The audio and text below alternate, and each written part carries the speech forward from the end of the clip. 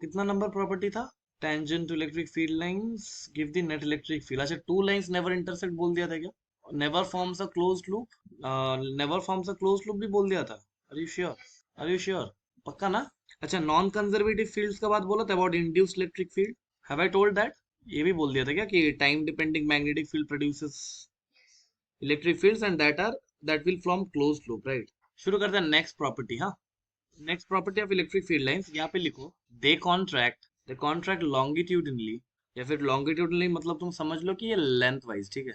दे contract longitudinally lengthwise, producing attraction, पहले लिख लो फिर मैं समझा देता हूँ, producing attraction between opposite and expand laterally and expand, ठीक है? देखो बेटा, ये एक प्रॉपर्टी है, क्या बोला जा रहा है? दे कॉन्ट्रैक्ट लॉन्गिट्यूडनली या फिर length wise, producing attraction between opposite charges and expand laterally producing repulsion, right? समझ में आया नहीं बेटा? देखो ये दिक्कत कहाँ पे आ रहा था ना, right? For example, if I have a positive charge and I have a negative charge, और जैसे कि मैंने पिछले प्रॉपर्टीज में डील किया था, electric field lines will come out from the positive charge and it must contract in the negative charge, right? It will get out from the positive charge and it will terminate in the negative charge, yes और no? बेटा अभी देखो क्या हुआ ना, राम ने बोला कि सर देखिए ऐसा बात करते हैं, ये कर देता है। श्याम ने बोला सर ये कर देते हैं। प्यारी ने बोला ये कर देते हैं। अभी किसका बात मानते हैं भाई? समझ में आया? तो that why we were facing a problem, so इसीलिए यहाँ पे बोल दिया कि दे कॉन्ट्रैक्ट लॉन्गिट्यूडनली या फिर length wise, producing attraction between opposite charges. यानी ऑपोजिट चार्जेस होगा तो they will contract longitudinally like this. समझ में आया? ऐसा कुछ देखने को मिलेगा मुझे। समझ में भी आ रहा है तुम्हें कि मैं अकेला पढ़ रहा हूँ? और देखो बेटा, ऐसा तो नहीं है कि पीछे तरफ कोई भी फील्ड लाइंस हमें नहीं मिलेगा, so will get field lines on the back also, right? ऐसा नहीं है कि पीछे की ओर नहीं मिलेगा। समझ में भी आ रहा है तुम्हें? ये थोड़ा सा टेढ़ा हो गया। समझ में आ रहा है? देखो बेटा, जैसे कि पॉजिटिव चार्ज से मैंने वहां निकालता हुआ, सो नेगेटिव चार्ज में ऑब्वियस बात है मुझे ये पे अंदर आता हुआ मानना होगा, राइट? ये सुन लो। और देखो, जैसे ही मैंने ऐसे बनाया तब जाके श्याम खड़ा हो गया और मेरे को बोला सर देखिए, आपने ऐसा गारंटी के साथ बोल सकते हो क्या कि यहाँ पे ऐसे ही फील्ड लाइंस होगा? मैं बोलूंगा बेटा याद करो, मैंने बोला था कि tangent to electric field gives us the net electric field direction at that point, yes और नो? तो मैंने बोला कि भाई देखते हैं, कोशिश करते हैं। यहाँ पे मैं एक पॉइंट लेट कर रहा हूँ, इस पॉइंट पी पे मैं देख लेता हूँ कि net direction is this represented by this field line का टेंजेंट, मतलब इस फील्ड लाइन पे मैं एक टेंजेंट ड्रॉ करूंगा और मैं देखूंगा क्या उस पॉइंट पे वो नेट इलेक्ट्रिक फील्ड को दिखा पाएगा। रहा ना? तो बोलो यार, समझ में आ रहा है?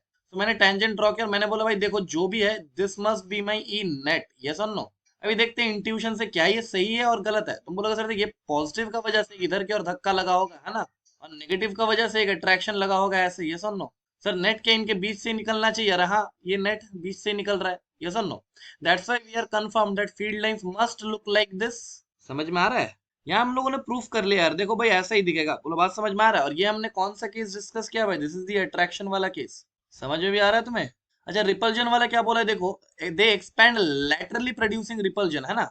यानी बेटा रिपल्जन में क्या होगा ना, if I have two similar charges obviously they must repel each other, yes और नो? और जैसे मैंने रिपल्जन बनाया, तुम बोलोगे सर देखिए ये ऐसा कुछ दिखना चाहिए, है ना?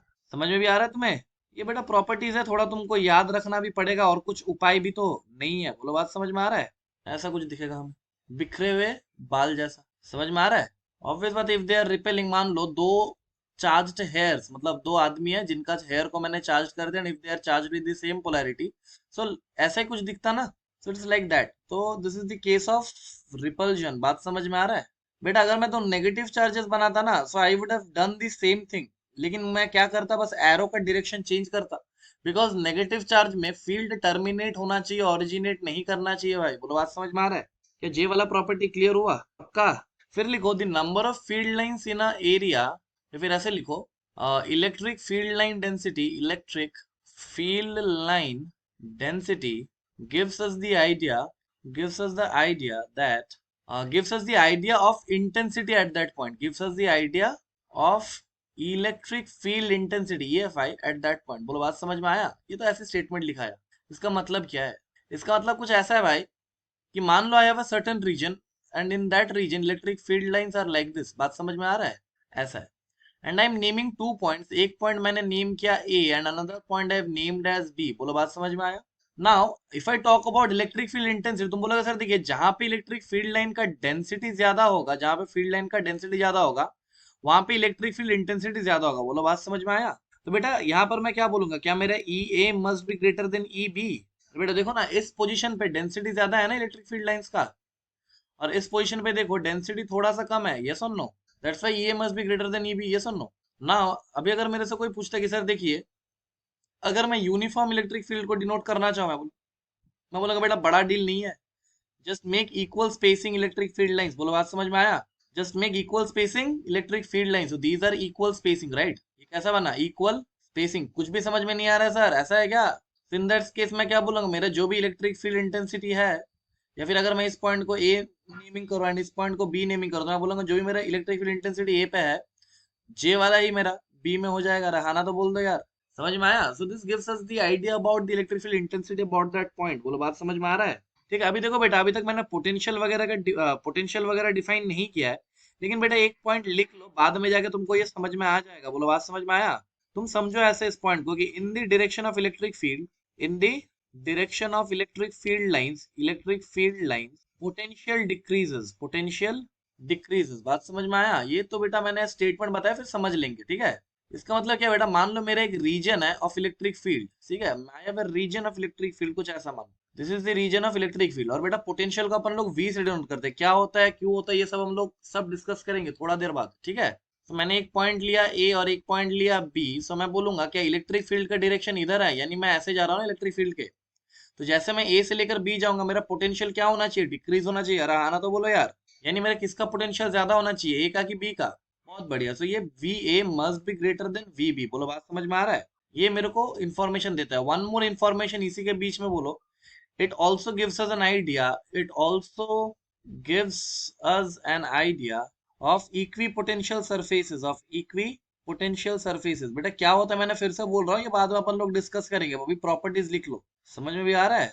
इक्विपोटेंशियल सरफेस, इसका मतलब क्या है बेटा, कि ये मुझे आइडिया देता है अबाउट इक्विपोटेंशियल सरफेस। यानी अगर मैं बोलूँ कि क्या ए पॉइंट को मान के मैं ये सब पॉइंट्स भी मान सकता हूँ, देखो ना जरा। अरे हाँ ना तो बोलो। अब तुम बोलोगे सर देखिए इलेक्ट्रिक फील्ड में ये सेम लाइन पे लाई कर रहा है, अरे हाँ ना तो बोल दो यार। सिमिलरली बी वाला पॉइंट्स को भी मैं ऐसे नेम कर सकता हूँ, these are infinitely many points lying on this line, yes और नो? बेटा पता नहीं, मुझे तो लाइन नहीं दिख रहा, मुझे ये प्लेन दिख रहा है, ऐसा कुछ रहेगा ना। तो दीज आर इक्विपोटेंशियल सरफेसेस। बात समझ में आ रहा है? यानी इस रीजन पे मैं क्या बोलूंगा, इस रीजन पे मेरा इलेक्ट्रिक पोटेंशियल सेम रहेगा, रहा ना तो बोलो। यानी this surface is an equipotential surface. बात समझ में आया? ऐसा एक है कि आनंद बहुत सारा हो सकता है? बोलो।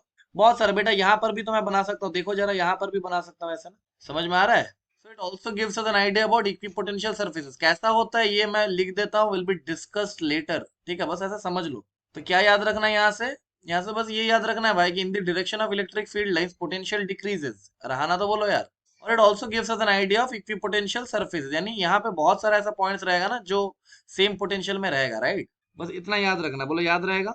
इसको मैं ऐसे भी बोल सकता हूँ कि electric field lines are direct, या फिर इसको नेक्स्ट पॉइंट में लिख देते थे ताकि तुमको और अच्छे से समझ में आए, ठीक है? Let us right this eight. बेटा तुम बोलोगे सर देखिए, ये जो भी इलेक्ट्रिक फील्ड लाइंस है भाई, ये ईएफएल जो भी है, these are these are directed from higher potential to lower potential। समझ में आया?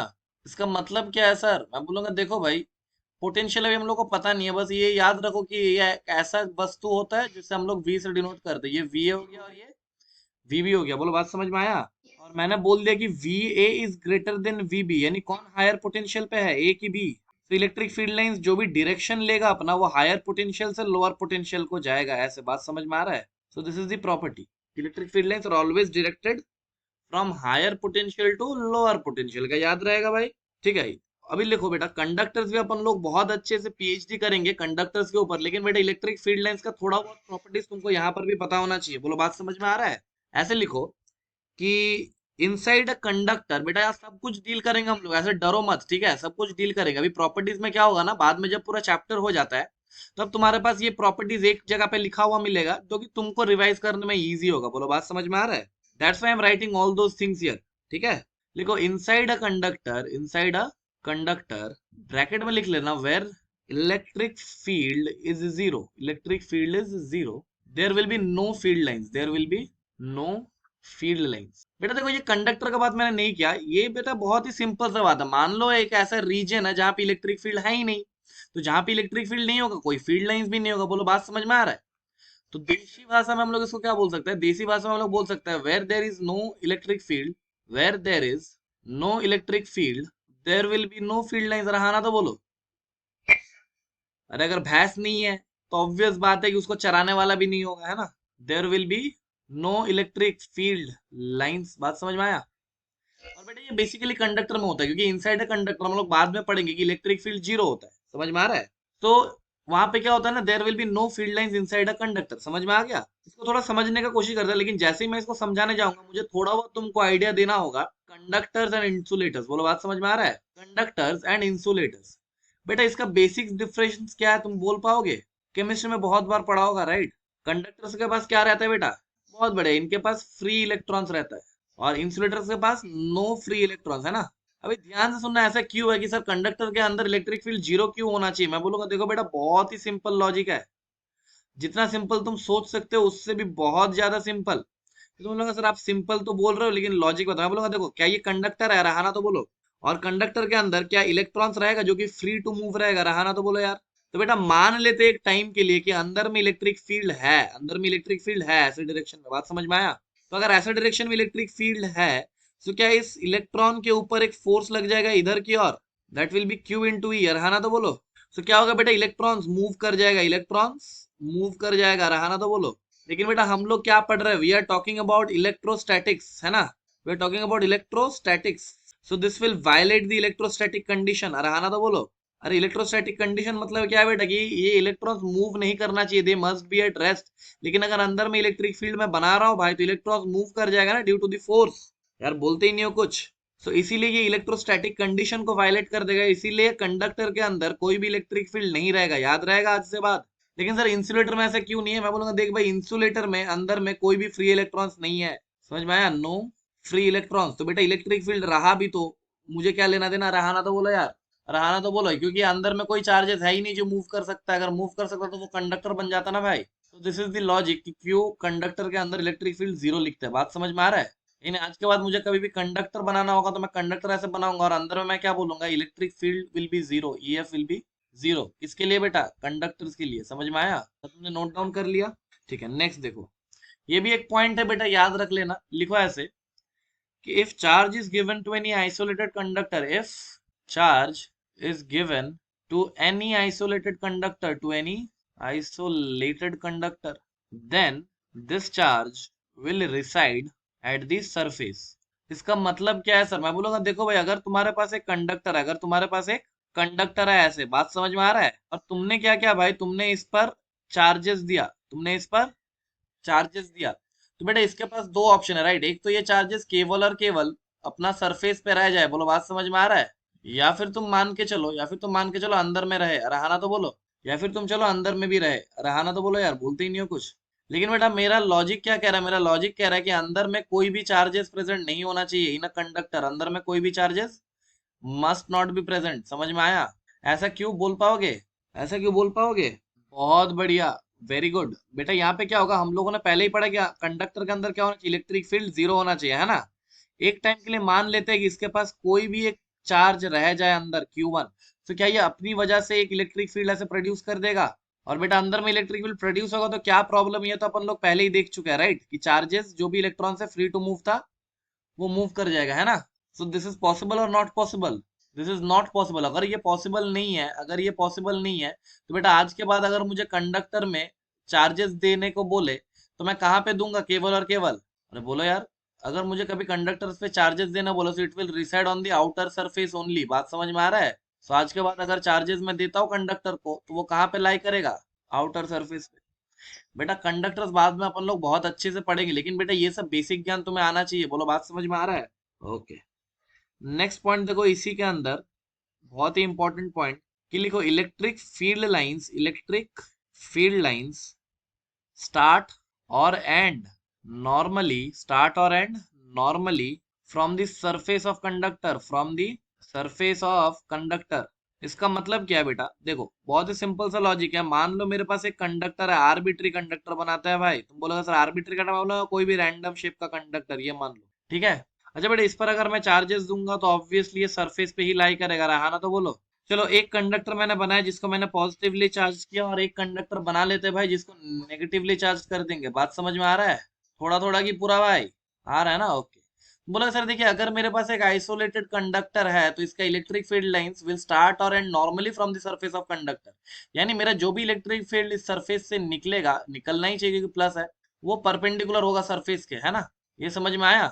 या फिर ऐसा भी हो सकता है, क्योंकि नेगेटिव होगा तो ये टर्मिनेट करना चाहिए, है ना?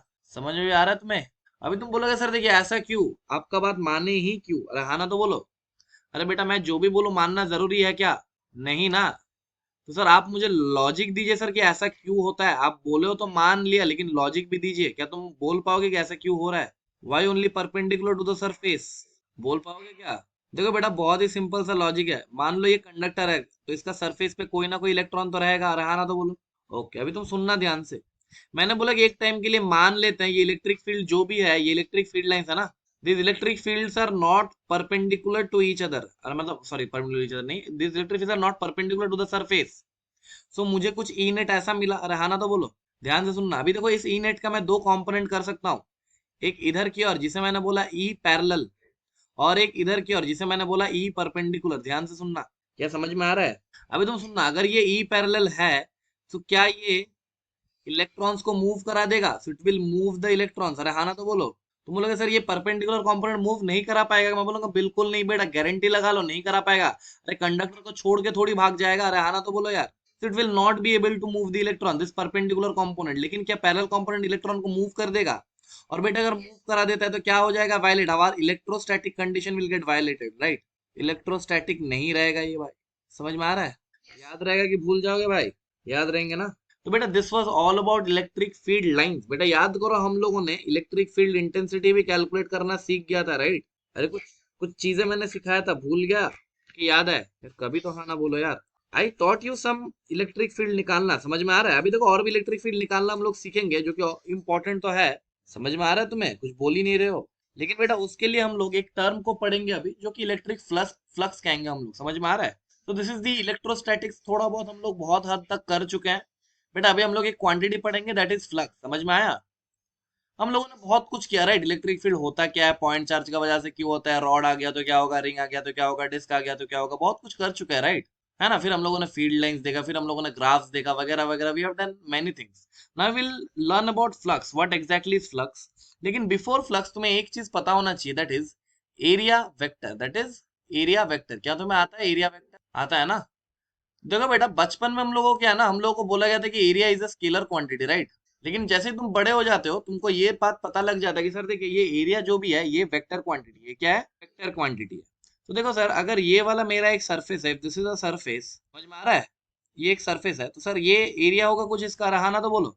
मान लेते इसका लेंथ है ए, मान लेते इसका लेंथ है ए, और इसका ब्रेथ है बी, इसका ब्रेथ है बी। बात समझ में आया? तुम बोलोगे सर देखिए एरिया मेरा क्या है, vector. We are studying area as a vector. So जैसे ही मैं area as a vector study करूंगा तो मैं बोलूंगा this area vector will have some magnitude of this area, रहा ना तो बोलो, into some direction of this area, है ना? अभी देखना ध्यान से, तुमने बोला कि सर देखिए बहुत ही सिंपल सा लॉजिक है। मैं एरिया वेक्टर को ऐसे लिख सकता हूँ कि mod of this area vector will be nothing but A B. अरे मॉड क्या होगा? Length into breadth into A cap. Now let's talk about this A cap. अब देखो ए कैप का तुम्हारा पास दो ऑप्शन है। if this is a planar surface, if this is a planar surface, then you have two options to take this a cap. बस make sure करना कि जो भी तुम a cap ले रहे हो that must be perpendicular to the surface. You can take this direction to be a cap or you can take the opposite to be a cap. मुझे कोई दिक्कत नहीं है बेटा, जो मर्जी वो ले लेना। समझ में आ रहा है? समझ में आ रहा है? So you got two directions when the area is plane, right? When the area is plane. समझ में आया कि नहीं आया?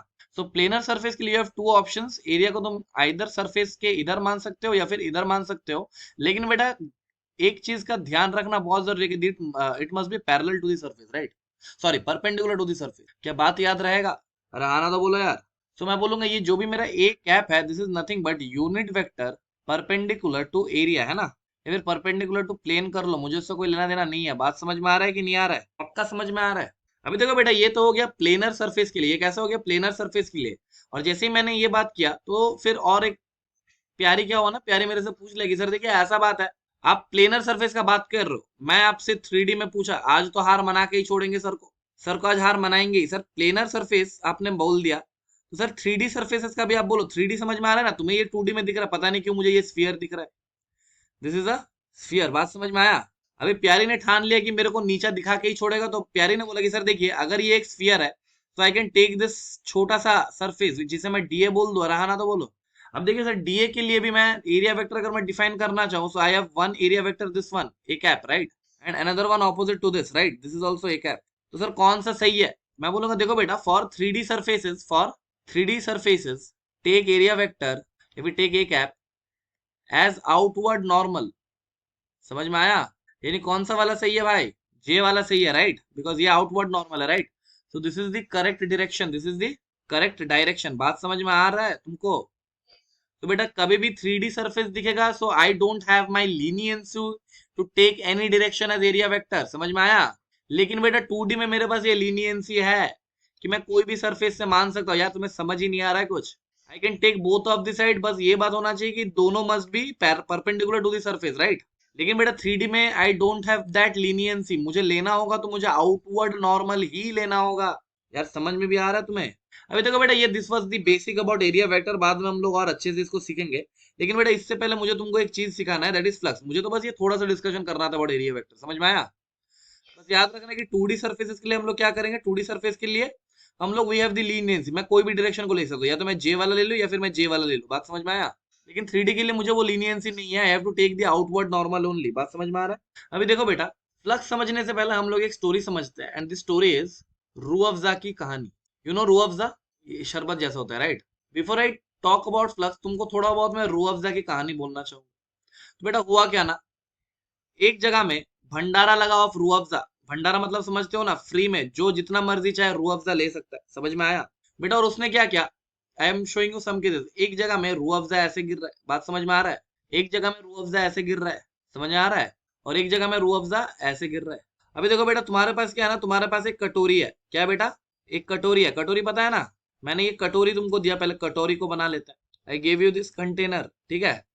और मैंने तुमको बोला भाई चाहो जितना मर्जी रूह अफ़ज़ा यहाँ से निकाल लो, ठीक है। तो बेटा गरीब भाई बंधु ने क्या किया, कटोरा को ऐसे उल्टा रखा, है ना, ऐसे उल्टा रखा, और यहाँ पे लेके गया। क्या कोई भी रूह अफ़ज़ा इसके अंदर आएगा भाई? फिर इसने समझा कि भाई देखो ऐसे तो नहीं काम करने वाला, तो इसने ऐसे रखा। बात समझ में आ रहा है? तो क्या ये इफेक्टिव होगा? अरे गिरेगा तो सही है, मैं मान रहा हूँ, आई एम एग्री कि रूह अफ़ज़ा अंदर तो आएगा, लेकिन क्या ये इफेक्टिवली अंदर आएगा? नहीं। लेकिन सोचो अगर मैं इसको ऐसे रख दूं, क्या ये इफेक्टिवली अंदर आ जाएगा? रहा ना, तो बोलो। लेकिन बेटा सीन यहाँ पे चेंज हो जाएगा, जब मैं इसको यहाँ पे लेके जाऊंगा भाई, तुम सोच के देखो, क्या अभी ये ज्यादा इफेक्टिव है कि जे वाला ज्यादा इफेक्टिव है? ये वाला ज्यादा इफेक्टिव है, राइट। अभी देखो यहाँ पे जैसे मैंने लेने चाहा, तो यहाँ पे बेटा देखो ऊपर में जा रहा है, तो मैं ऐसे रखूंगा तब भी कुछ नहीं जाएगा, मैं इसको ऐसे घुमाऊंगा तब भी नहीं जाएगा, राइट। अगर मुझे रूह अफ़ज़ा चाहिए तो मुझे क्या करना होगा, ऐसे रखना होगा, राइट। तो बेटा मैं दो एक सिनेरियो फिर से बना रहा हूँ। सोचो यहाँ पे फर्स्ट सिनेरियो ऐसा था, फिर इसी को कॉपी कर लेंगे, तो थोड़ा सा, अरे कॉपी नहीं हुआ। So I have one scenario like this and another scenario, इसका भी हो गया, राइट। वन मोर कॉपी करते हैं, एक और कॉपी करते हैं भाई, ठीक है। तो तुम मेरे को बताओ कौन सा ज्यादा इफेक्टिव है, नंबर 1 और नंबर 2? ये नंबर 1 ज्यादा इफेक्टिव है, राइट। ऐसे सिमिलरली मैं यहाँ पर भी दो सिनेरियो बना रहा हूँ, एक ऐसा और एक सीधा। समझ में आया? देखो बेटा फील के लिए दो डायग्राम ही काफी है, so I am removing this one, right. बेटा कभी तुमने जिंदगी में have you heard about volume flow rate? कुछ पढ़ा था वॉल्यूम फ्लो रेट के बारे में? What was volume flow rate? Q बराबर एवी, कुछ पढ़ा था क्या?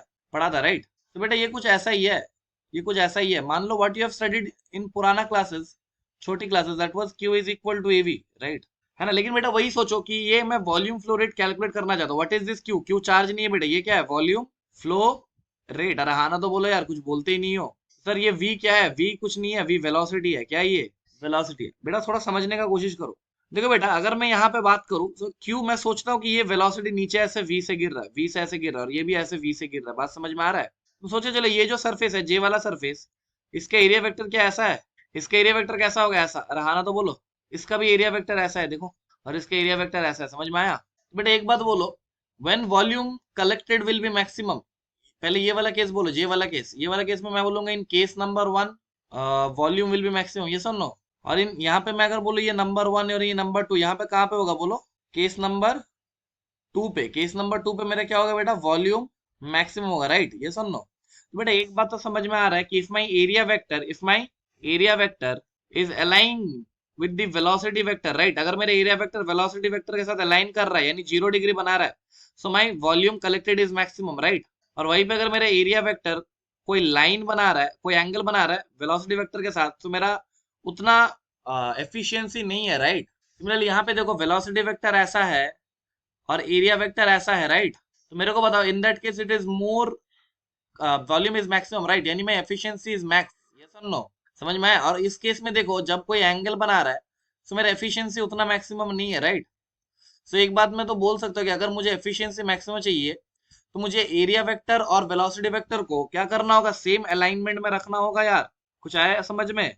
इसी को मैं समझाने के लिए एक टेक्निक किया कि सर देखिए ऐसा बात है कि यहाँ एरिया वेक्टर का मैं दो कंपोनेंट कर सकता हूँ। क्या कर सकता हूँ? दो कंपोनेंट है ना। मैं इस एंगल को थीटा बोला तो इधर की ओर क्या आ जाएगा, ए कॉस थीटा। अरे हाँ ना, तो बोलो यार। और इधर की ओर क्या आएगा बेटा, ए साइन थीटा। बात समझ में आ रहा है? सिमिलरली इसका तो कंपोनेंट करने का मतलब नहीं होता। यहाँ पर भी देखो, मैंने ये वाला एंगल को थीटा बोला, बात समझ में आया? तो ये वाला डायरेक्शन क्या आ जाएगा, ए कॉस थीटा। समझ में आ रहा है? तो this component is responsible for filling my bucket, right? ऐसे सिमिलरली ये देखो वेलोसिटी का, या फिर मैं ऐसे करूँ, या फिर मैं वेलोसिटी का भी दो कंपोनेंट कर सकता हूँ।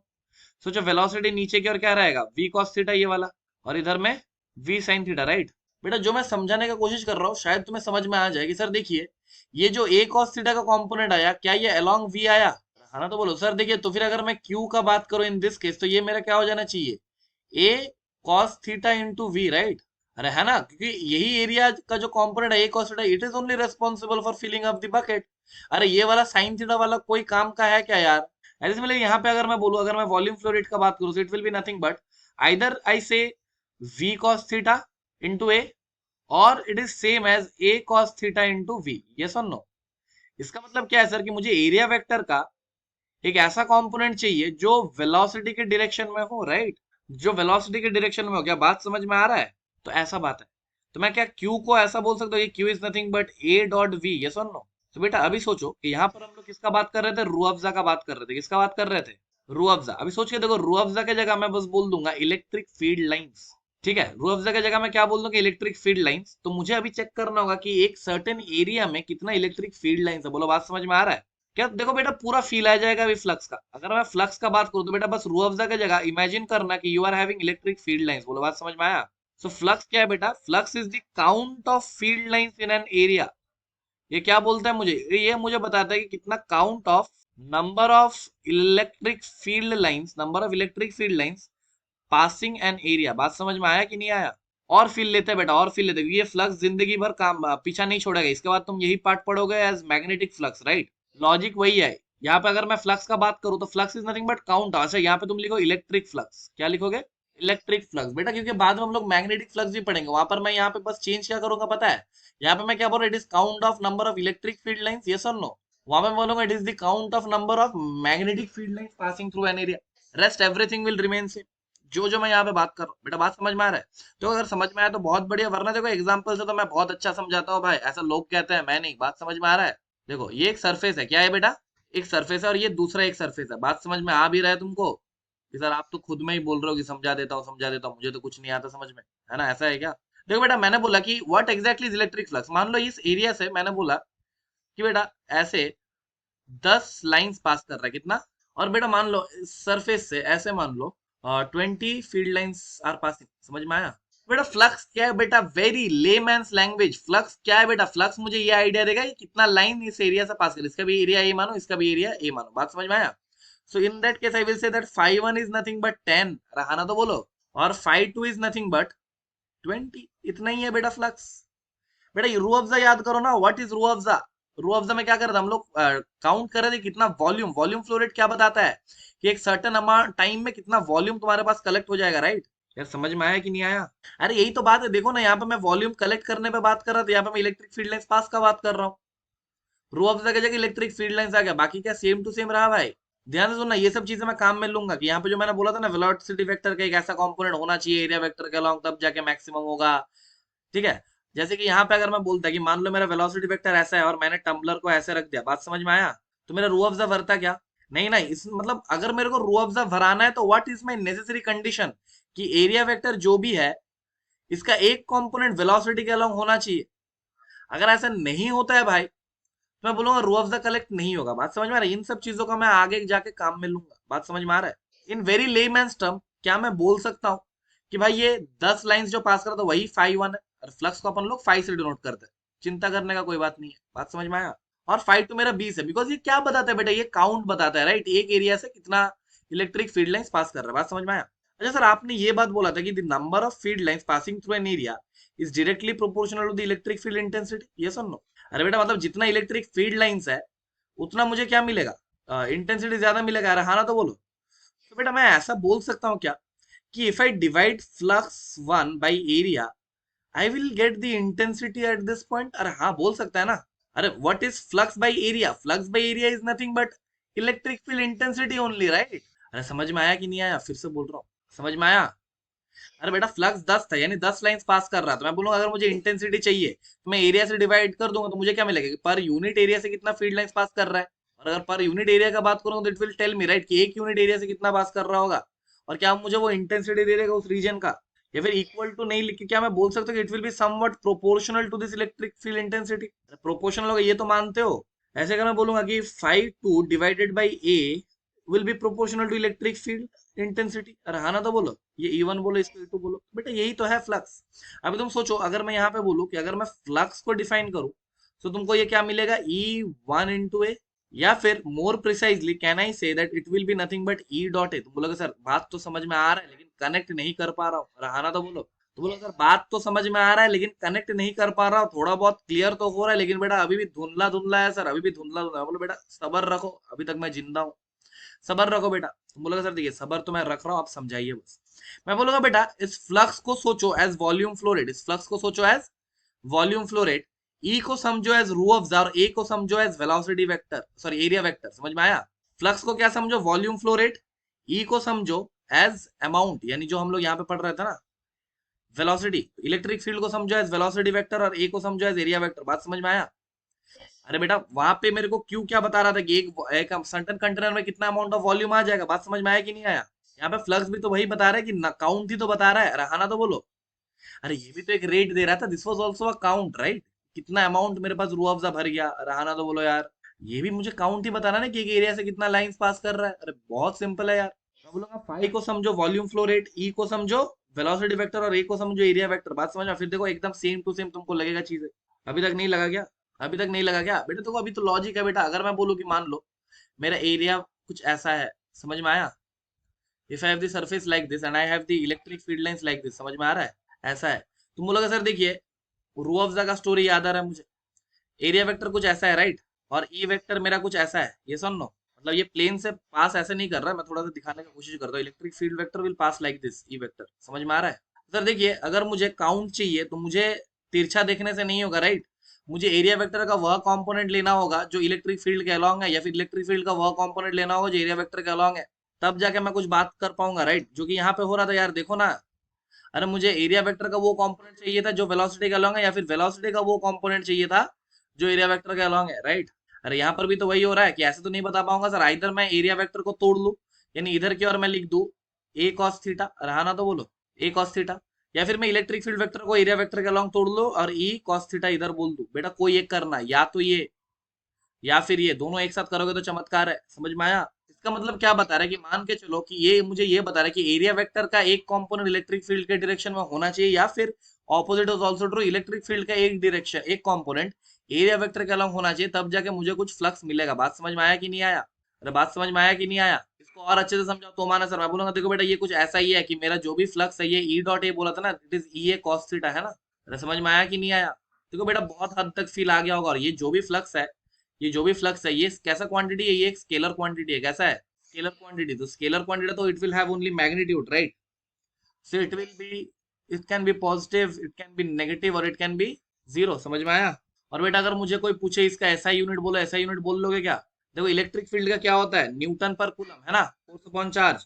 और एरिया का क्या होता है, मीटर स्क्वायर। और cos थीटा का कोई भी यूनिट नहीं होता, ये क्या होगा, न्यूटन, न्यूटन पर मीटर, न्यूटन पर कूलम, न्यूटन मीटर स्क्वायर पर कूलम, ये यूनिट है बेटा। समझ में आया कि नहीं आया? समझ में आया कि नहीं आया? पक्का? देखो बेटा थोड़ा कनेक्ट करो। अगर मैं बोलूँ कि मेरे पास एक एरिया वेक्टर ऐसा, अगर मेरे पास एक सरफेस है एरिया का ऐसा, समझ में आया? थोड़ा लॉजिक के साथ बोलना। और अगर मेरे पास इलेक्ट्रिक फील्ड लाइंस ऐसे जा रहा है, समझ में आ रहा है, ऊपर से पास करता हूँ, मैं बोलूंगा what will be finite, what will be finite बेटा बोलो। इसका एरिया ए मान लो, क्या होगा फाइनाइट बोलो। बेटा बहुत ज्यादा गंदा बोले। ए वेक्टर क्या ऊपर जाएगा ऐसे, और ई वेक्टर क्या ये वाला है। सो ई वेक्टर और ए वेक्टर क्या 90 डिग्री बना रहा है। तो what will be find it, क्या ये होगा E into A into cos 90 degree which is equal to zero. बेटा समझ में नहीं आया क्या? बेटा रू ऑफ ज्यादा समझो ना, कटोरा ऐसे रखा हुआ है, फील्ड ऐसे जा रहा है, लाइन ऐसे जा रहा है, समझ में आया? अरे कुछ भी इस सरफेस से पास कर रहा है क्या? इलेक्ट्रिक फील्ड का कोई ऐसा कंपोनेंट है क्या जो इस एरिया वेक्टर के पैरेलल हो? नहीं है ना। तो भाई लॉजिक के हम लोग नहीं बोल सकते थे कि मेरा जो भी फाई नेट आएगा विल बी जीरो ओनली ना। अरे बेटा इलेक्ट्रिक फील्ड का कोई कंपोनेंट नहीं है एरिया वेक्टर के अलावा, या फिर एरिया वेक्टर का कोई कंपोनेंट नहीं है अलॉन्ग इलेक्ट्रिक फील्ड, जीरो ही आना चाहिए ना। तो लॉजिक से समझो, कोई लाइंस तुमको इस सरफेस से पास करता हुआ दिखा क्या? नहीं, है तो ऊपर ऊपर से निकल गया, राइट? जे वाला बात याद रहेगा पक्का? ओके, देखते हैं कितना समझ में आया है। सवाल करते हैं बेटा। जे वाला है एक्स एक्सिस, जे वाला है वाई एक्सिस और जे वाला है जेड एक्सिस। बात समझ में आ रहा है? Now I am making a surface, I am making a surface, यानी एक एरिया बना रहा हूँ, एक प्लेन बना रहा हूँ। देखना ध्यान से, ऐसा बनाया, ठीक है। इसका डायमेंशंस गिवन है, ये 2 मीटर का है और ये 3 मीटर का है। बात समझ में आया? You need to calculate flux, you need to calculate flux, ठीक है। My question is very simple, calculate flux. Case number 1, when electric field vector is given as 4i cap plus 6j cap. बात समझ में आया? अच्छा, थोड़ा सा easy करते हैं, एक ही टाइप का वैल्यूज रखते हैं। इसको करो 3i cap plus 4j cap. बात समझ में आया? When electric field vector is, और क्या दे सकते हैं, इलेक्ट्रिक फील्ड वेक्टर इज ऐसा कुछ मानो 8x plus 3i cap plus 4j cap. बात समझ में आया? C part, when electric field vector is 8x plus 3j cap plus 4k cap. समझ में आया? Number D, electric field vector is equal to 4y i cap. समझ में आया? Number E, electric field vector is equal to 4z i cap. समझ में आया? ये पहला क्वेश्चन है इस वैरायटी का, ठीक है। You have to do one more question, और एक सवाल तुम बेटा, बहुत ही फेमस क्वेश्चन है, तुमने कहीं ना कहीं कैसे ना कैसे तो देखा ही होगा, ठीक है। देखा है right, these type of questions, ये सुन लो। ये तुम्हारा गिवन है, सरफेस समझ में आ गया कैसा है? प्लेन, ये 2 मीटर है और ये बेटा 3 मीटर है। समझ में आ गया? जे वाला है तुम्हारा एक्स एक्सिस, जे वाला है तुम्हारा वाई एक्सिस और जे वाला है तुम्हारा जेड एक्सिस। ये वाला एंगल तुमको गिवन है 37 डिग्री। बात समझ में आया? तुमको फाइंड करना है। My question is very very very very simple, you need to find flux, you need to find flux when electric field vector E is given as 3i cap plus 4j cap। बेटा कौन सा formula use होगा तुमको समझ में आ गया होगा कि हम लोगों ने इलेक्ट्रिक फ्लक्स को कैसे पढ़ा। ई ए कॉस थीटा, इसे हम लोग ऐसे भी बोल सकते हैं कि phi is nothing but E vector dot A vector, right. बस तुम्हें दो फॉर्मूलाज याद रखना है, मैं यहाँ पे लिख भी दे रहा हूँ बेटा। अगर तुमको स्टोरी समझ में आया बहुत बढ़िया, तो स्टोरी समझ में नहीं आया तो और भी बढ़िया भाई, किसी में कोई भी दिक्कत नहीं है। You need to remember two things, कि मेरा जो भी फाई आएगा that will be E vector dot A vector, एक ऐसा फॉर्मूला। दूसरा बेटा, फाई जो भी आएगा मेरा, ये ई ए कॉस थीटा होगा। अरे हाँ ना तो बोलो यार। तीसरा बेटा, अगर वेरिएबल दिखता है चीजें मुझे, तो मैं ये लिखूंगा कि मेरा जो भी फाइनाइट आएगा that will be integration of E vector dot D A vector. बात समझ में आया? You need to only use these things and you need to calculate. यहाँ पे 5 क्वेश्चन है और बेटा यहाँ पे एक क्वेश्चन है। समझ में आया? बस ये कर लोगे तो लाइफ झिंगा लला है ना। बहुत कॉन्फिडेंस आ जाएगा, थोड़ा टाइम लो, समझ के करो, मुझे कोई दिक्कत नहीं है, ठीक है। Take your time and do. समझ में आया? चलो सोल्यूशन देखते हैं, कोई दिक्कत वाली बात नहीं है, ठीक है। ट्राई किया ना ईमानदारी से। देखो बेटा यहाँ पे क्या गिवन है, electric field vector is equal to 3i cap plus 4j cap, right. अच्छा देखो, सबसे पहले मुझे एरिया वेक्टर लेना होगा, राइट। तो क्या मैं जे वाला एरिया वेक्टर ले लूँ? ये वाला, यही वाला होगा ना एरिया वेक्टर। ये इस सरफेस से परपेंडिकुलर बना रहा है ना? ओके। अच्छा देखो बेटा, एरिया वेक्टर अगर मैं लिखूंगा तो मैग्नीट्यूड एंड डायरेक्शन, यस और no, what will be the magnitude? क्या 3 इंटू 2 6, और डायरेक्शन क्या एक्स एक्सिस क्या और मांगना मैंने, तो it will be I cap, right. Okay. So बेटा पहला में तो कोई दिक्कत ही नहीं है, कांस्टेंट है ना, इलेक्ट्रिक फील्ड भी कांस्टेंट, एरिया वेक्टर भी constant. So for part A, I will write my flux, यानी phi for A, that will be E vector dot A vector, yes or no? ये तुम्हारा हो जाएगा 3i cap plus 4j cap dot with area vector which is 6i cap, right? बेटा देखो I और I co dot करेंगे तो ये आ जाएगा तुम्हारा 18, है ना, और I और J को डॉट करेंगे तो ये 0 आ गया, yes or no? बेटा इसमें एक इंट्यूशन बताता हूँ। इंट्यूशन क्या है बेटा, देखो, क्या एरिया वेक्टर 6i कैप है, और क्या सर ने जे वाला बात बताया था कि इलेक्ट्रिक फील्ड का वही कंपोनेंट जो अलोंग एरिया वेक्टर है वही काम का होता है। तो क्या 3i कैप ही इसके काम का है, क्योंकि 4j कैप जो भी है ये इस एरिया वेक्टर के परपेंडिकुलर हो जाएगा, right. So I am only worried about the electric field component which is along area vector. हाँ ना तो बोलो। दैट्स व्हाई इतना कुछ नहीं करके मैं सीधा 3 और 6 को मल्टीप्लाई करके 18 बोल सकता था, right. Let's come to the B part. क्या बी पार्ट नहीं बना था? देखो बी पार्ट में ना तुमको ई वेक्टर ऐसा दिख रहा है कि it is 8x plus 3i cap plus 4j cap, right. बेटा इसमें बहुत लोग गलती करेंगे और ये लोग बोलेगा कि सर देखिए इलेक्ट्रिक फील्ड वेरिंग है, right, so I must use the formula integration of E dot D है, राइट। लेकिन बेटा ये बहुत ही फर्जी चीज है, ये नहीं करना। क्यों फर्जी चीज है ये समझो पहले, बस सर ने बोल दिया इस पे भरोसा मत करो, समझ में आ रहा है? फर्जी इसीलिए क्योंकि बेटा ये जो भी मेरा सरफेस है, ये जो भी मेरा सरफेस है, क्या ये वाई जेड प्लेन में रखा हुआ है? हाँ ना तो बोलो। ये वाई जेड प्लेन में रखा हुआ है, वाई जेड प्लेन में एक्स का वैल्यू कितना होता है? जीरो होता है, राइट? क्या ये समझ में आता है कि वाई जेड प्लेन में एक्स का वैल्यू जीरो होता है? तो ये वाला क्वांटिटी मुझे क्या बता रहा है कि इलेक्ट्रिक फील्ड वेक्टर जो है मेरा, वो आई कैप मतलब एक्स एक्सिस पे जाते जाते चेंज हो रहा है, राइट? लेकिन मेरा जो भी सरफेस है it is kept only in the Y Z plane, yes और नो? तो मुझे ये देखना ही नहीं है, ये बता रहा है कि जैसे जैसे मैं इधर जा रहा हूँ my electric field is increasing, right? लेकिन आई नीड नॉट वरी, क्या इस सरफेस पे चेंज हो रहा है? क्या नहीं हो रहा है सरफेस पे चेंज? यस और नो? ये सरफेस तो मेरा वाई जेड प्लेन में है, यस और नो? यार बोलते ही नहीं हो कुछ यार। तो अगर ये सरफेस में ही है तो मैं बोलूंगा माई इलेक्ट्रिक फील्ड वेक्टर को जो मेरा रिक्वायर्ड है, ये रिक्वायर्ड जो भी है मेरा, इसमें मैं एक्स का वैल्यू जीरो पुट कर दूं? अरे पुट कर दूंगा, क्योंकि मुझे बाकी सब चीजों से लेना देना है क्या यार? नहीं है ना? अरे उसको बदलने दो ना यार एक्स में, मुझे क्या, मुझे तो इस पॉइंट मतलब इस सरफेस पे देखना है ना इलेक्ट्रिक फील्ड कैसे चेंज कर रहा है। अरे इस सरफेस पे तो चेंज नहीं कर रहा है ना, राइट? नहीं आ रहा समझ में? तो इस सरफेस पे अगर चेंज नहीं कर रहा तो ये फर्जी सवाल हो गया ना। So what is my E that is required to calculate the flux? That is nothing but 3 i cap plus 4j का। और जैसे मैंने बोला तुम लोग, सर ये तो बहुत ज्यादा इजी है। क्यों इजी है? बिकॉज सर ये तो पहला जैसा बन गया ना यही सवाल। तो इसका आंसर क्या हो जाएगा? Answer for the B part बोलो, क्या हो जाएगा बेटा? हाँ, 9 क्यों बेटा? 3 into 6 करेंगे तो 9 आएगा क्या? 18। ये इजी था। सी पार्ट पर है, सी पार्ट तो और ज्यादा फर्जी है। तुम बोलोगे सर कैसे? मैं बोलूंगा देखो सी पार्ट पे क्या इलेक्ट्रिक फील्ड वेक्टर जे कैप और के कैप में है, और एरिया वेक्टर क्या मेरा आई कैप में है? तो इलेक्ट्रिक फील्ड का कोई भी ऐसा कंपोनेंट है क्या जो ए वेक्टर के अलोंग है? तो मेरा सी पार्ट का आंसर सीधा बोलो, फ्लक्स थ्रू सी। बहुत बढ़िया बेटा, क्या समझ में आ रहा है? डी पार्ट देखो, डी पार्ट क्या बोल रहा है? Electric field vector is 4 y i cap, right?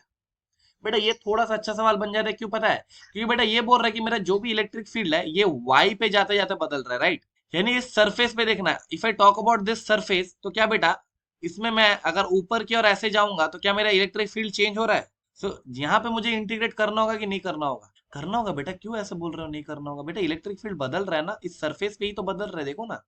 अरे इस सरफेस में मैं जैसे वाई को बदलूंगा, क्या मेरा इलेक्ट्रिक फील्ड भी बदल जाएगा? सोच के देखो, अगर मैंने यहाँ पे एक ऐसा स्ट्रिप लिया तो यहाँ पे कुछ इलेक्ट्रिक फील्ड होगा, क्या वो यहाँ पे होगा? ये जरूरी है क्या? 4 y i कैप है ना। अरे ये बोल रहा है कि इलेक्ट्रिक फील्ड मेरा आई कैप में ही है, यानी एक्स एक्सिस में ही है। लेकिन जैसे जैसे मैं ऊपर जा रहा हूँ मेरा इलेक्ट्रिक फील्ड चेंज हो रहा है। कुछ नहीं आया सर? आया ना? तो बेटा इलेक्ट्रिक फील्ड का कंपोनेंट भी है और ये वाई डायरेक्शन में बदल भी रहा है, तो मुझे क्या करना होगा? इंटीग्रेट करना होगा। क्या करना होगा? और जैसे मैं इंटीग्रेट करने जाऊंगा तो मुझे एलिमेंट लेना होगा, राइट? I need to take element. तो मैं वाई पे जाऊंगा और डीवाई का एक एलिमेंट लूंगा, राइट? समझ में आया? और बेटा इसका जो भी आएगा छोटा सा डीए वेक्टर मुझे चाहिए। ये डीए वेक्टर क्या हो जाएगा बोलो? डीए वेक्टर, हाँ डीए वेक्टर क्या हो जाएगा बोलो? लेंथ, लेंथ क्या है बेटा? क्या ये 2 मीटर है? और ब्रेथ क्या डीवाई है? तो what will my DA vector? 2 into dy, right? किधर? आई कैप, राइट? क्योंकि एरिया वेक्टर जो भी आएगा वो तो इधर ही आएगा, राइट? यार तुम्हें कुछ नहीं आया समझ में? आया कि नहीं आया? अरे बेटा देखो, ये जो भी मेरा स्ट्रिप आया, ये ऐसा स्ट्रिप आया ना मेरा, स्ट्रिप तो मेरा ऐसा है, राइट? इसका लेंथ कितना था? 2 मीटर। और इसका ब्रेथ मैंने कितना एज्यूम किया है? D Y. अभी आया? सो बेटा मेरा जो भी फ्लक्स थ्रू डी, इसके लिए मुझे क्या इंटीग्रेट करना होगा? अरे बोलो यार। सो क्या ये integration of E vector, E vector क्या था मेरा? 4 y, right? Dot D A vector, D A vector क्या था मेरा? 2 into dy, है ना? आई के साथ आई करेंगे तो वो 1 ही आएगा, right? Now I need to put the limits. और लिमिट्स पुट करने के लिए क्या तुमने कभी सीखा है कि पहला एलिमेंट क्या मुझे y बराबर 0 पे मिलेगा? यहाँ पे मिलेगा ना पहला एलिमेंट। और आखिरी एलिमेंट क्या y बराबर 3 पे मिलेगा। तो मैं कहाँ से कहाँ तक इंटीग्रेट करूंगा? 0 से लेकर, तो ये 5 थ्रू डी क्या आ जाएगा बोलो? 8 into y² by 2, है ना? कहाँ से कहाँ तक? 0 से लेकर 3 तक पुट करो, upper limit minus lower limit. This will say that 5 through D will be equals to 8 into y के जगह 3 पुट करो तो ये 3 3 9 by 2 ऐसा कुछ आया क्या? एक बार कैलकुलेशन चेक कर लेना बेटा। हाँ ये तुम्हारा मुझे लग रहा है ये 36 आ रहा है, राइट? तो this is answer number D, yes और नो? क्या समझ में आया डिफरेंसेस क्या है? अभी जैसे ही मैं और एक करने जाऊंगा, राइट, ये वाला पोर्शन, अभी ये वाला देखो।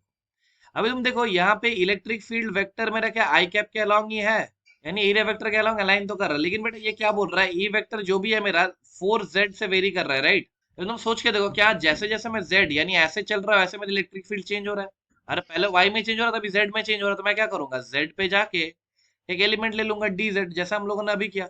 ये वाला है ना, ये वाला क्या हो जाएगा? इसका ब्रेथ हो जाएगा dz, राइट? तो what will be my D A for this? इसका डी ए बताओ मेरे को जल्दी। डी ए वेक्टर क्या आएगा?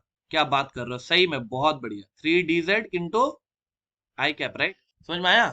यहाँ पे हम लोग 6 आई कैप नहीं ले सकते, क्यों नहीं ले सकते, ये समझ में आ गया ना, क्योंकि एरिया वेक्टर के साथ साथ हम लोग का इलेक्ट्रिक फील्ड चेंज हो रहा है, राइट।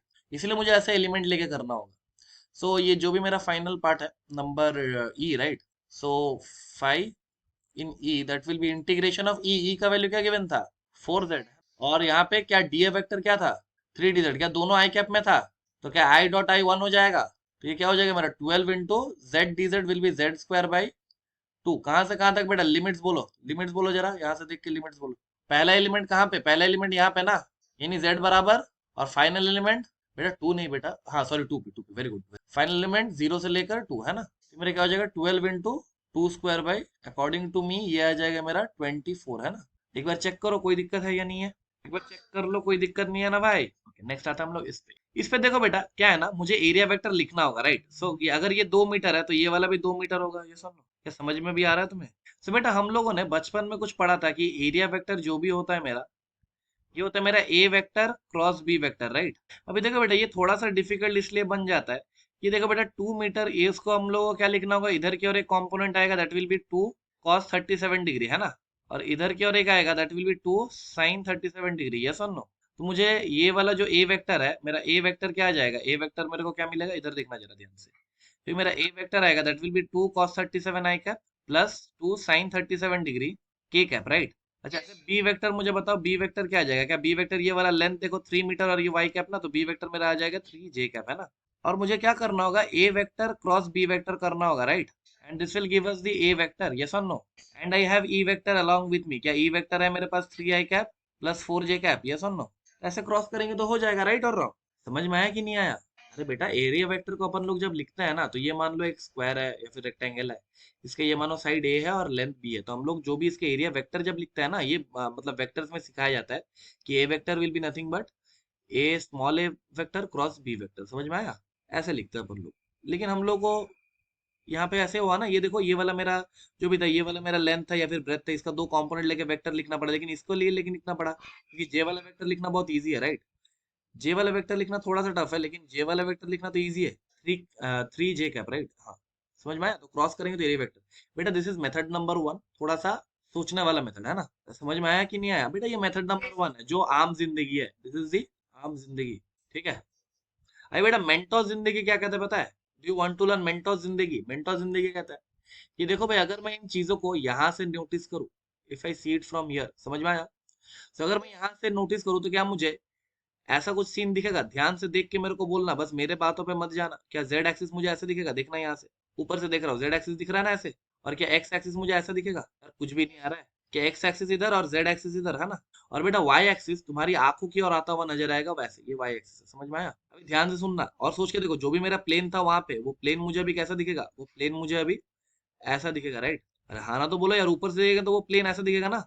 और इसका मैग्नीट्यूड तुम्हें पता है, कैसे पता है, मैग्नीट्यूड के लिए तो मुझे कुछ करना ही नहीं पड़ेगा, 3 into 2 is 6 times, right, this is 6, yes और नो। अरे यार बोलो यार कुछ। और ये वाला एंगल 37 डिग्री है, राइट।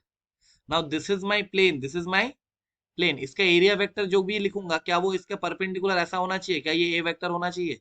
अरे देखो ना इससे परपेंडिकुलर यही होना चाहिए ना। अरे प्लेन के परपेंडिकुलर होना चाहिए, प्लेन अभी 2D में लग रहा है, लेकिन एक्चुअल में ये 2D में नहीं है, तुम ऊपर से देख रहे हो तो ऐसा लग रहा है, राइट। तो ये वाला एंगल कितना होना चाहिए, 53 डिग्री, राइट। ये सुन नो।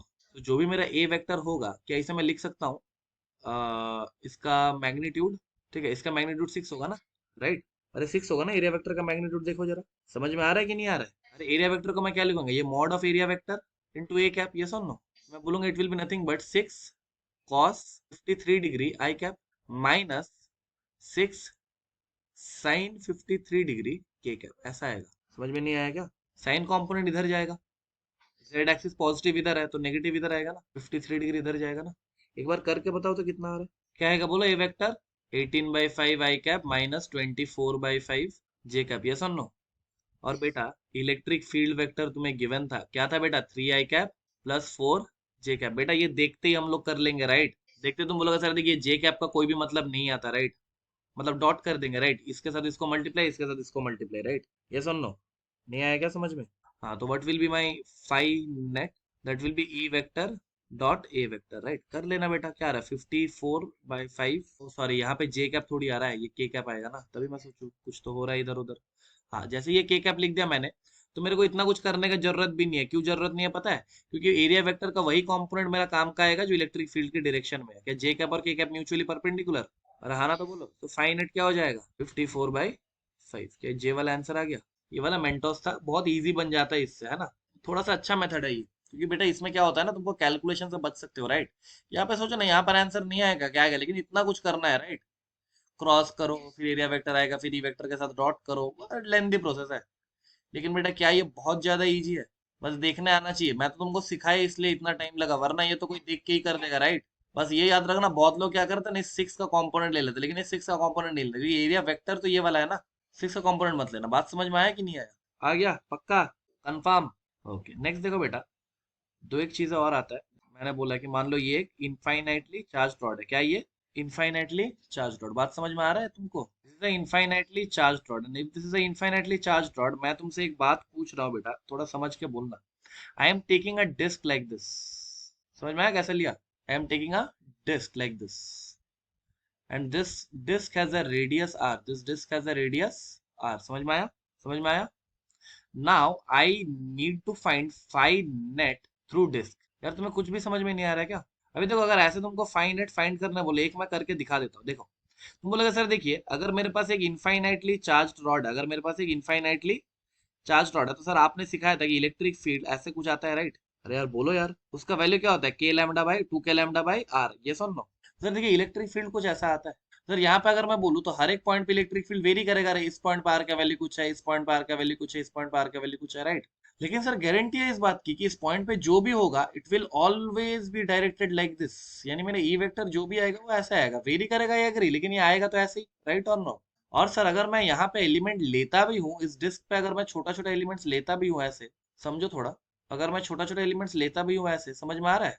ऐसा अगर मैं छोटे छोटे एलिमेंट्स लेता भी, तो इसका डीए वेक्टर जो भी होगा वो ऐसा रहेगा। ये सुन लो सर, किसी भी पॉइंट पे electric field and area vector will be perpendicular always, right?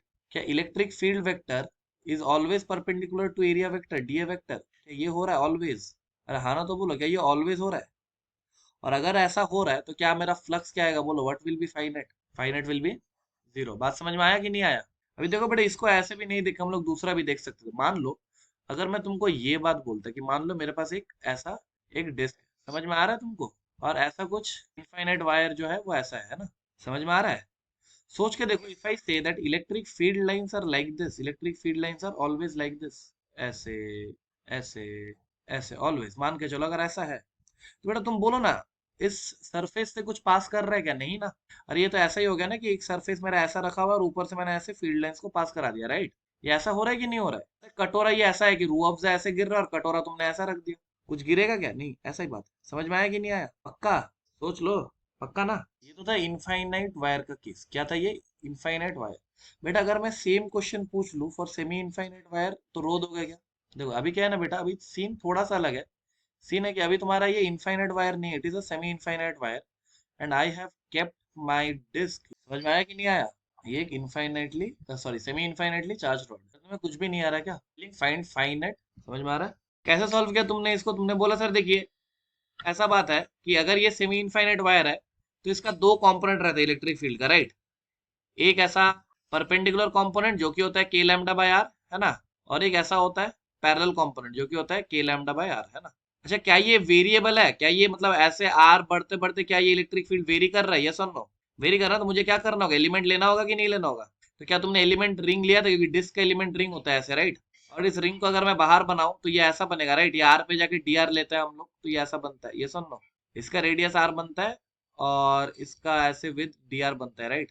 है ना? तो इसका डीए क्या बनेगा? 2 pi R into D are, है ना? और इसको काट के लंबा कर दो, इसका सरकमफेरेंस होगा 2 पाई आर और इसका विड्थ होगा डी आर, तो length into breadth 2 by R D R. ये सुन लो, तो बेटा ये जो भी डीए वेक्टर है, क्या ये ऐसा कुछ आएगा? ऐसा कुछ, है ना? अच्छा, क्या ये गारंटी है कि मैं यहाँ पर भी अगर एक एलिमेंट लूंगा तो उसके लिए भी डीए इधर ही आएगा? सो बेटा अगर तुम देखोगे तो ये वाला जो कंपोनेंट है, ये वाला तो मेरा काम का ही नहीं है, क्योंकि ये डीए के साथ परपेंडिकुलर बना रहा है, right? So I am only worried about this component, right? अच्छा, मुझे यहाँ पे अगर फ्लक्स लिखना है, इंटीग्रेट करना होगा कि नहीं करना होगा? वेरिएबल है कि नहीं है? अरे बोलो यार, वेरिएबल है ना? तो इंटीग्रेट करना होगा कि नहीं करना होगा? इंटीग्रेट करना होगा। तो मैं बोलूंगा जो भी मेरा फाई नेट होगा, that will be integration of E dot D R. Yes और नो? ई का वैल्यू क्या है? के लैम्डा बाई आर, और डी ए क्या है बेटा? 2 pi R into D R, yes और नहीं तो और इजी बन गया, ये आर आर कैंसिल आउट हो गया, तो ये क्या आ गया देखो 2 पाई के lambda integration of D R, yes और नो। कहां से कहां तक बेटा, फर्स्ट एलिमेंट मुझे यहाँ पे मिलेगा और लास्ट एलिमेंट मुझे यहाँ पे मिलेगा, यस और नो।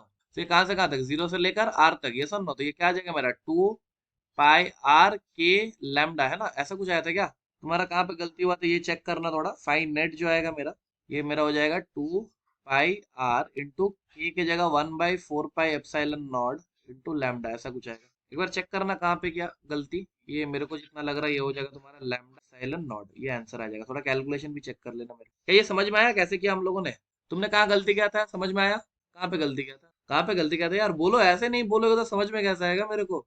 एरिया वेक्टर लेने में कोई बात नहीं, अभी सीख गया हो ना कैसे एरिया वेक्टर लेना है। वेरिएबल इलेक्ट्रिक फील्ड अगर रहा, ये नोट बना लो कि if electric field is varying, ठीक है, so I need to integrate by taking elements, yes और नो।